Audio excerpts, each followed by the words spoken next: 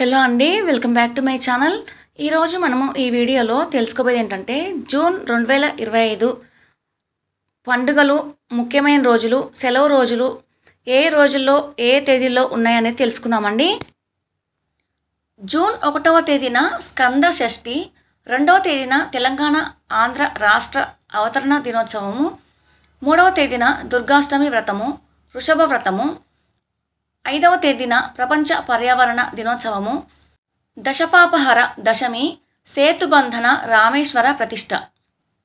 ఇక 6వ తేదీన గాయత్రి జయంతి, నిర్జల ఏకాదశి, 7వ తేదీన వైష్ణవ నిర్జల ఏకాదశి, రామలక్ష్మణ ద్వాదశి, బక్రీద్ పండగ. ఇక 8వ తేదీన మృగశిర కార్తె ప్రారంభము, అలాగే ప్రదోష వ్రతము, 10వ తేదీన జ్యేష్ఠ పూర్ణిమ వ్రతము, 11వ తేదీన ఏర్వాక పూర్ణిమ, జ్యేష్ఠ పూర్ణిమ. అంటే తిథులు హెచ్చుతగ్గులు వస్తాయి కదండి మనకి. పూర్ణిమ 11వ తేదీ పొద్దున పూట ఉంటే జ్యేష్ఠ పౌర్ణమి మీరు పూజ చేసుకోవాలనుకుంటే ఈరోజు చేసుకోవచ్చు. ఇక గురుమూఢమి కూడా ఈ రోజునే ప్రారంభం అండి. కబీర్ దాస్ జయంతి కూడా ఈ రోజునే. ఇక 14వ తేదీన సంకటహర చతుర్థి, 15వ తేదీన మిథున సంక్రాంతి. అలాగే ఈ రోజున ఫాదర్స్ డే, అంటే తండ్రులకు ప్రత్యేకమైన రోజు అనేది ఒకటి ఉండాలని ఈ రోజున గుర్తించారు. కాబట్టి 15వ తేదీన వచ్చిందండి ఈసారి ఫాదర్స్ డే అనేది.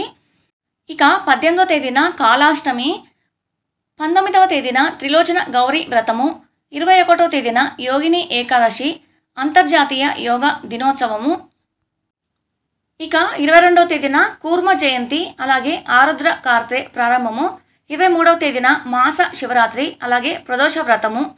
అంటే సాయంత్రం పూట ప్రదోష కాలంలో శివుడికి అభిషేకం చేస్తే మంచిది అని అనుకుంటాం కదండి. మాస శివరాత్రి రోజున ప్రదోష వ్రతం అనేది ఈ రోజున అనమాట. అయితే 25వ తేదీన జ్యేష్ఠ అమావాస్య, అలాగే వట సావిత్రి వ్రతము ఈ రోజున. ఇక 26వ తేదీన చంద్రోదయము, ఆషాఢ మాసము ప్రారంభం ఈ రోజు నుండి.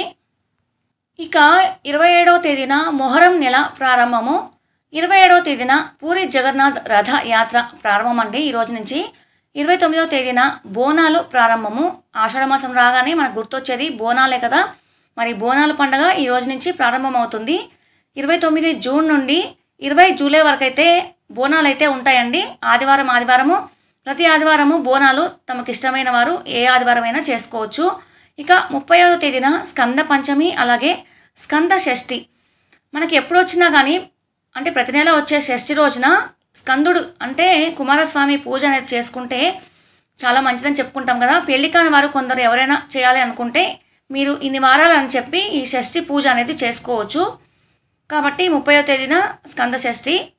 ఇవన్నీ మరి మనకి జూన్ నెలలో వచ్చే సెలవులు, ముఖ్యమైన రోజులు, పండుగలు తెలుసుకున్నాం కదా. మరి ఈ వీడియో మీకు నచ్చినట్లయితే లైక్ చేయండి, షేర్ చేయండి, సబ్స్క్రైబ్ చేయడం మర్చిపోకండి. పక్కనే ఉన్న గంట సింబల్ని మీరు ఆల్ అని ట్యాప్ చేయండి.